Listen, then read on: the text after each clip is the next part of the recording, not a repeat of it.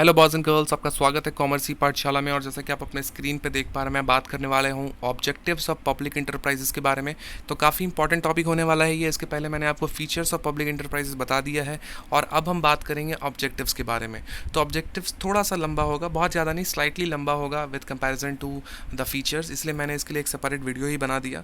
तो I hope कि आपको ये लेक्चर काफ़ी पसंद आएगा। इसको ज़्यादा से ज़्यादा लोगों के साथ शेयर कीजिए जो बच्चे इग्नू से बीकॉम की पढ़ाई कर रहे हैं, राइट, ताकि उनको भी जो है हेल्प मिल पाए। तो लेक्चर स्टार्ट करते हैं अब।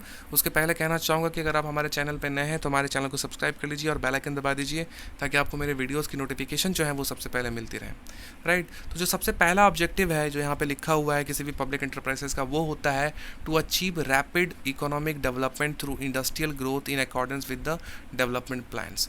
मतलब उनका जो सबसे पहला ऑब्जेक्टिव होता है वो ये होता है कि इकोनॉमिक डेवलपमेंट को वो अचीव कर सकें, ताकि जो इंडस्ट्रियल ग्रोथ है उसके ज़रिए वो जो इकोनॉमिक डेवलपमेंट को अचीव कर सकें।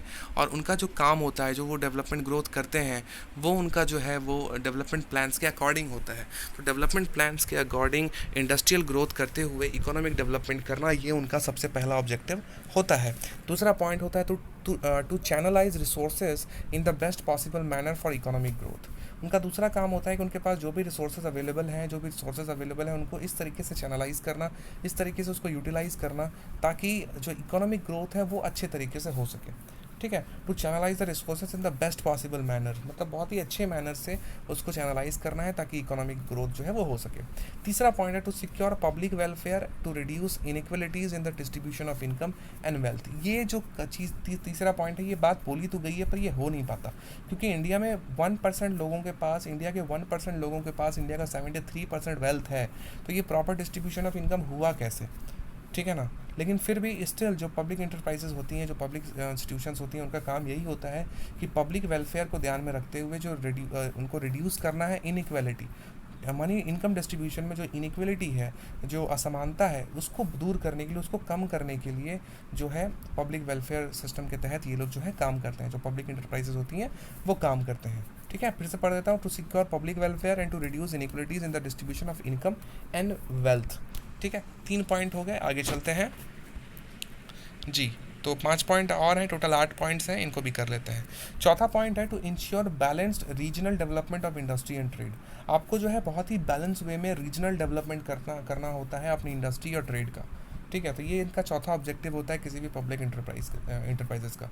पांचवा ऑब्जेक्टिव है to prevent growth of monopoly and concentration of economic power in a few private hands. और उनका ये भी काम होता है कि आपको मोनोपोली को बढ़ने नहीं देना है। ठीक है, मोनोपोली मतलब किसी एक व्यक्ति के पास ही हर सारा अधिकार अगर आ जाए, इकोनॉमिक पावर अगर कुछ लोगों के पास आ जाए, तो वो लोग मनचाहे रूप से मार्केट में अपने प्रोडक्ट्स का प्राइस रखेंगे और हमको जो है मजबूरी में उसे खरीदना पड़ेगा।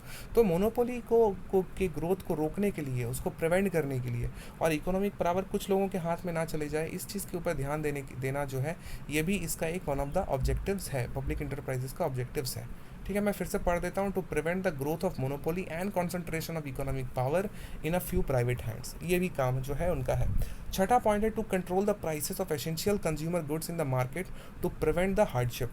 ठीक है, अब उसका काम ये भी होता है कि जो एसेंशियल कंज्यूमर गुड्स हैं, जैसे कि खाने का कोई सामान हो गया, खासकर तो खाने का सामान ही, इसका जो प्राइस है उसको कंट्रोल करने का काम जो है वो भी पब्लिक इंटरप्राइजेस का होता है, ताकि यहाँ की जो पब्लिक है उनको किसी हार्डशिप से ना गुजरना पड़े, उनको किसी तरह की तकलीफ ना हो। तो पब्लिक इंटरप्राइजेस का काम ये भी होता है कि वो प्राइसेस को, जो एसेंशियल कमोडिटीज़ हैं, जो एसेंशियल कंज्यूमर गुड्स हैं मार्केट में अवेलेबल, उनको कंट्रोल करना और उनके प्राइसेस को कंट्रोल करना। ठीक है, सातवां पॉइंट है to mobilise public savings through financial institutions to meet the demand of public and private enterprises in accordance with the planned priorities.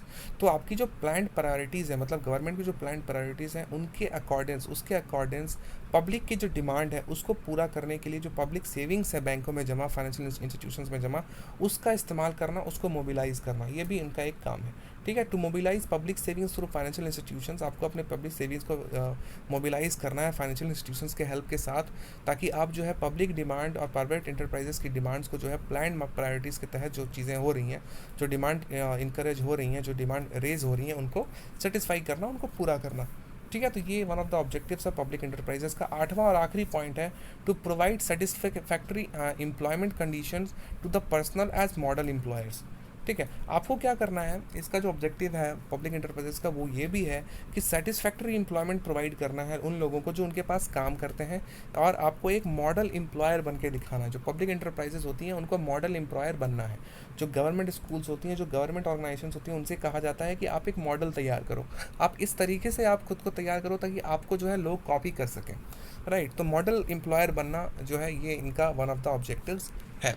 Right, तो ये हमारा आज का पूरा लेक्चर था जहाँ पे मैंने आपको ऑब्जेक्टिव्स ऑफ पब्लिक इंटरप्राइजेस बताए हैं। काफ़ी इंपॉर्टेंट लेक्चर था। आई होप कि आपको लेक्चर काफ़ी पसंद आया होगा। पसंद आया है तो लाइक, कमेंट और शेयर कीजिए, और हमारे चैनल को सब्सक्राइब कर लीजिए। आप हमें फॉलो कर सकते हैं हमारे ट्विटर और इंस्टाग्राम पे, और आप अगर चाहें तो आप हमारे टेलीग्राम चैनल के साथ जुड़ सकते हैं, जहाँ पे मैं इन सारे वीडियोज़ को डायरेक्टली शेयर करता हूँ। और किसी भी तरह का सजेशन या फिर किसी भी तरह की कोई बात अगर आपको पूछनी हो तो आप मुझसे वहाँ पर पूछ सकते हैं। और आप हमारे सेकंड यूट्यूब चैनल को सब्सक्राइब कर सकते हैं, जो कि मेरा एक चैनल है जहाँ पे मैं गवर्नमेंट जॉब की प्रिपरेशन करता हूँ, और साथ ही साथ मैं अपने पर्सनल स्टफ्स भी वहाँ पे शेयर करता हूँ। So if you wish you can join me there. और बस इतना ही, हम आपसे मिलते हैं हमारे नेक्स्ट वीडियो में। तब तक के लिए आप अपना ख्याल रखिए। शुक्रिया, thank you, take care and bye bye, have a nice day.